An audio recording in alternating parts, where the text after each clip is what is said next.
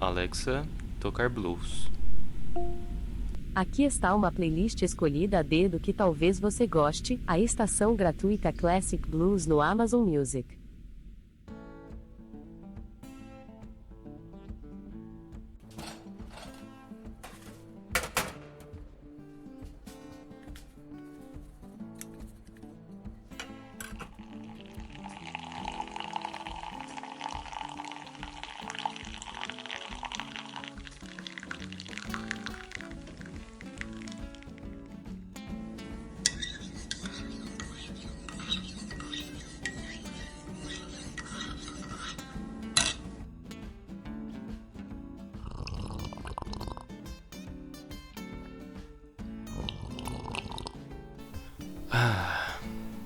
Eita, já tá na hora. É melhor eu ir então.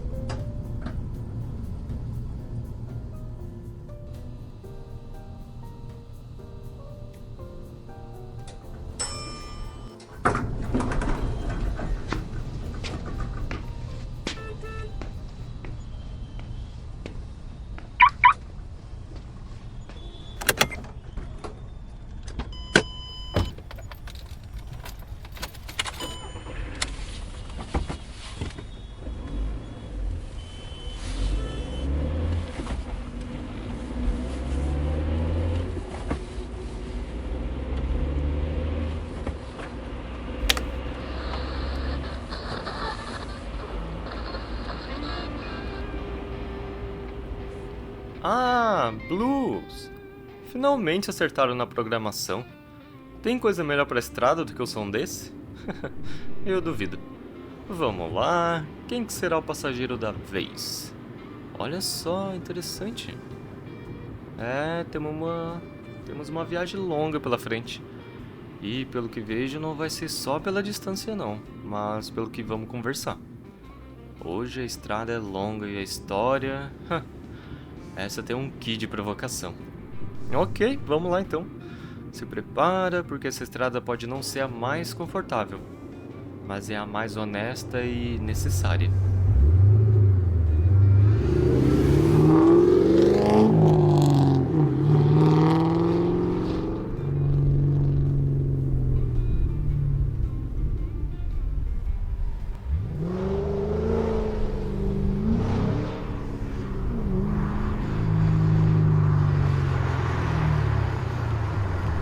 Chegando. Ah, tá ali. E aí, seja bem-vindo. Sim, pode entrar, se acomoda aí. A gente tem água, tem balinha de café. Se sentir à vontade, pode fechar os olhos ou pode aproveitar a paisagem. A viagem começa agora.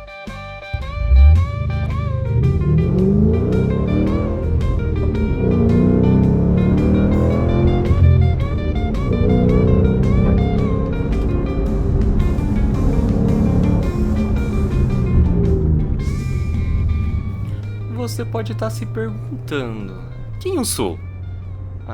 Bom, é fácil responder. Pode me chamar de Fabrício. Eu serei o seu motorista guia dessa jornada, o seu companheiro de estrada nessa viagem. Mas hoje não vamos apenas cruzar ruas e avenidas, vamos atravessar ideias. Isso! Ideias. Desafiar certezas e explorar as histórias de um livro. Se chama O Mundo Assombrado por Demônios, de Carl Sagan. Talvez eu consiga fazer você querer ler ele, ou no mínimo lhe deixar curioso, sabe? Esse livro foi o meu primeiro contato com esse escritor. E só consigo pensar em como ele deve ter sido uma pessoa maravilhosamente carismática. E como conseguiu transmitir isso até mesmo na sua escrita, sabe? O livro ele foi escrito na década de 90. Porém isso não diminui a importância do que ele tem para passar. Até porque praticamente, na minha opinião, 85% do livro se trata sim de questões muito atuais, ainda mal resolvidas. E eu vou te contar que muita coisa por esse veste de verdade. Mas não passa de ilusão. Superstições e mitos, eles sempre vão existir. Ou crenças que manipulam nossa percepção de mundo. Uau! E do outro lado tem o ceticismo. Esse infelizmente não vende muito fácil. A novidade é que, no seio de nossa cultura científica, vários deles assumem formas modernas, e procuram a própria ciência com respaldo para se sustentar, entende? Apesar de atropelarem toda a parte sistemática e os métodos científicos, produzindo assim a chama da pseudociência. Isso é um pouco desanimador, né? Mas a percepção humana é falha. E hoje nessa viagem vamos entender como o pensamento científico nos protege da ignorância e da manipulação. Para você ter uma noção, eu penso que essa leitura ela é necessária. Esse conhecimento é necessário para a população, tá ligado? Pois o Sagan, ele defende muitos pontos. O letramento científico, as pessoas lerem artigos, se informar por coisas assim, nossa, salvaria muito dinheiro público. Tipo, não usar constelação familiar para tratar, sendo que temos atendimentos mais eficazes como psicólogos, usando a TCC, por exemplo, que é terapia cognitiva comportamental. Entende? Eu falo de salvar vidas com esse conhecimento. Sim, as pessoas optariam por tratamentos mais adequados, que funcionam, que elas não perderiam tempo e nem dinheiro, e não se deixar levar por fórmulas milagrosas. Mas é isso. Eu me sinto indignado com a hipocrisia das pessoas. E hipocrisia, eu quero dizer com a falta de informação que chega até elas. Nem sempre são culpa delas. Isso vai atravessar muitas questões neurobiológicas, sociais, culturais, que eu não vou me aprofundar tanto nesse momento. Mas vamos dar continuidade. Olha, eu sei que muita gente desconfia da ciência porque ela não tem todas as respostas. Já ouvi por aí, mas a ciência não sabe de tudo. Então para que acreditar? Bom, deixa eu te perguntar uma coisa. Se você tem um mapa que mostra parte do caminho, você joga ele fora só porque ele não mostra tudo? Claro que não. Você usa o que tem e segue. Um passo de cada vez. A questão é que o método científico não finge saber tudo. Ele é humilde, entende? Ele admite erros, aprende com eles e melhora. Isso é muito mais confiável do que acreditar em algo que nunca muda, sem evidências, só porque soa bonito. Concorda comigo ou tá achando que eu tô complicando demais as coisas?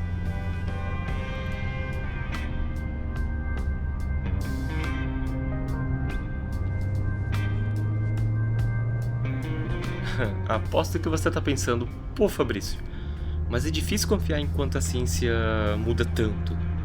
Olha, eu entendo, mas é exatamente aí que tá o charme dela. O mundo muda, então o nosso conhecimento também precisa mudar, senão a gente fica para trás. E o que eu digo também é que a gente deve tomar cuidado com o que a gente vê, com o que as pessoas chamam de ciência, que às vezes acaba sendo muito romantizado, e tentar entender o que a ciência realmente é. Pensando sobre tudo isso, você que me escuta agora, quero que pare e reflita sobre a realidade não ser confortável. E quando a gente ficar à mercê de sempre querer achar a felicidade, a gente vai estar refém da ignorância que nos habita. Eu vejo que devemos ter os nossos momentos felizes, sabe? Mas serão momentos. E devemos saber também que eles vêm e vão, ainda mais quando se trata de assuntos supersticiosos e pseudocientíficos. Eu já explico mais sobre.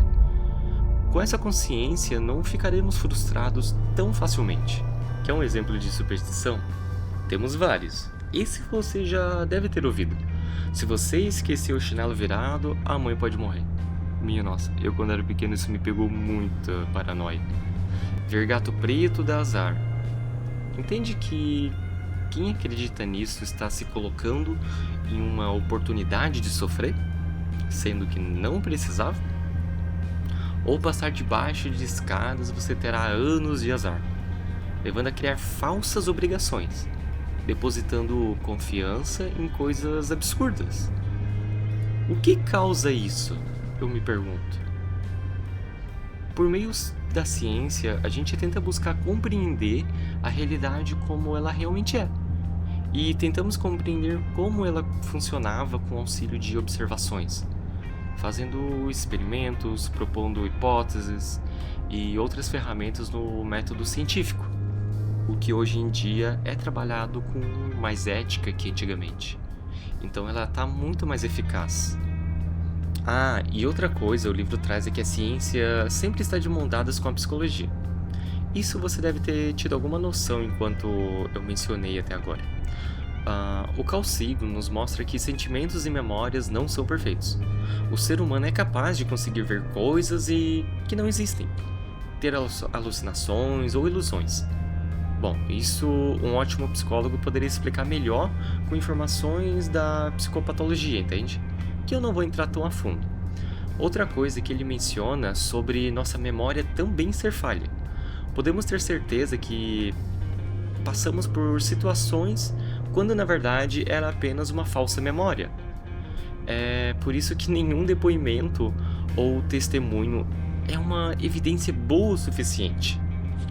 E outra coisa que é interessante, dito isso tudo, o livro acaba mencionando sobre nossa mente poder ser influenciada à cura.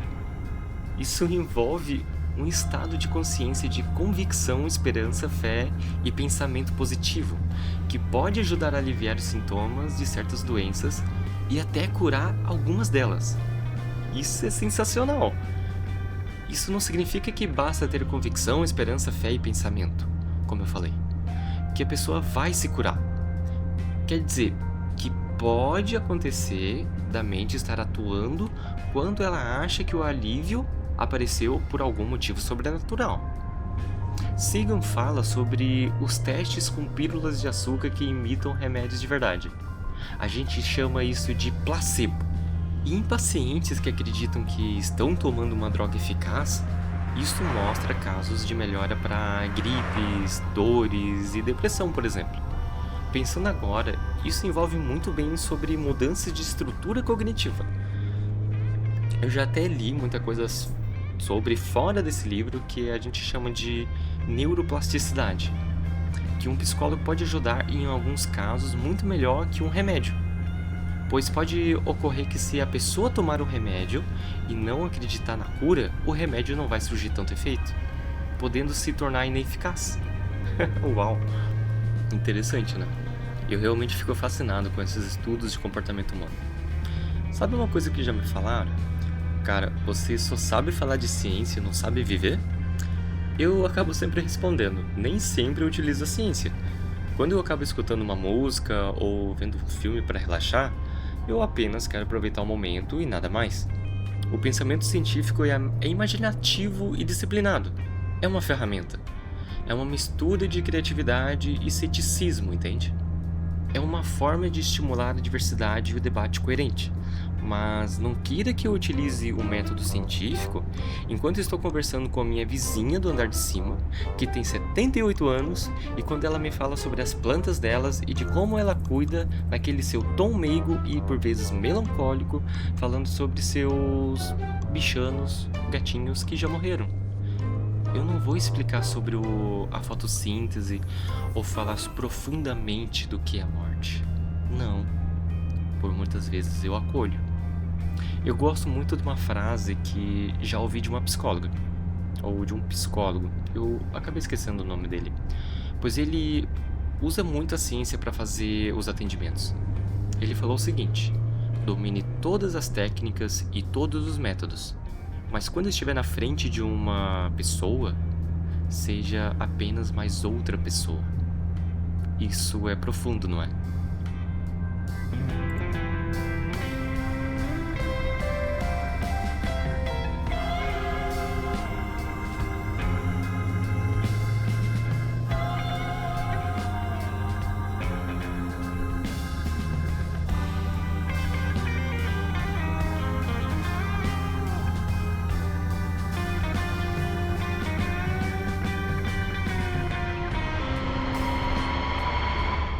A tese central do livro, O Mundo Assombrado pelos Demônios, é muito bem sugerida pelo subtítulo dele: A ciência é vista como uma vela no escuro.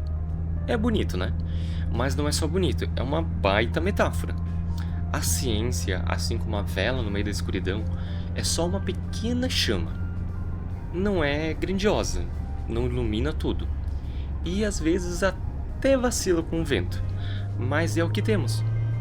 Melhor do que andar tateando feito um cego, né? E por vezes tem um pessoal que gosta de tratar a ciência como algo absoluto. A verdade imutável. Tipo aquelas leis escritas em pedra. Cara, mas não é bem assim. A ciência muda, se adapta, descobre coisas novas e abandona as velhas. Igual aquele ditado: errando que se aprende. Só que com um pouquinho mais de método, é claro. E no livro traz que essa ideia não é nova. O iluminismo mesmo usaram esse método para representar o conhecimento. Iluminismo. Tá vendo? Tudo sobre trazer luz para quem tá no escuro. Se puxar mais para trás, lá na Grécia Antiga, tem o Prometeu roubando o fogo dos deuses para dar aos humanos. A história traz isso. Mas o que é o fogo? Conhecimento, é claro. E o livro, ele trata justamente dessas dualidades: conhecimento e ignorância. O livro ele tem 25 capítulos. No final, uma breve biografia do Sagan, né? Para lembrar que esse cara não veio ao mundo à toa. Agora, entre os temas abordados, tem uma coisa fantástica que o livro traz: assuntos sobre OVNIs, vida extraterrestre, mas não do jeito que você vê nos filmes, com naves piscando e homenzinhos verdes dando tchauzinho. Não, é tudo num contexto racionalizado, entende? Da investigação, do que faz sentido no mundo real. E eu me pergunto, né, o livro traz isso. O que temos no mundo real? E o que temos de interpretação das pessoas no mundo real, entende? A verdadeira história. Você já tentou buscar as origens de como surgiu a história dos OVNIs? Meu, eu fiquei impressionado quando eu li. Talvez eu conte até o final da viagem. Ou não, irei pensar. Não gostaria de estragar a sua experiência caso leia. Mas posso lhe dizer, não começou com aliens no céu e nem na terra. Eu gostaria que você fizesse uma seguinte reflexão. Você prefere andar com uma vela acesa à procura de pistas reais? Ou no breu total apenas com a esperança de que vai achar uma saída?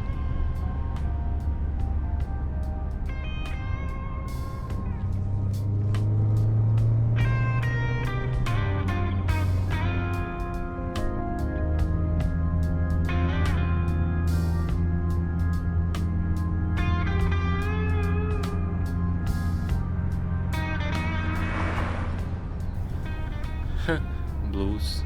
Sempre acerta o clima da estrada. Tem alguma coisa nesses riffs que...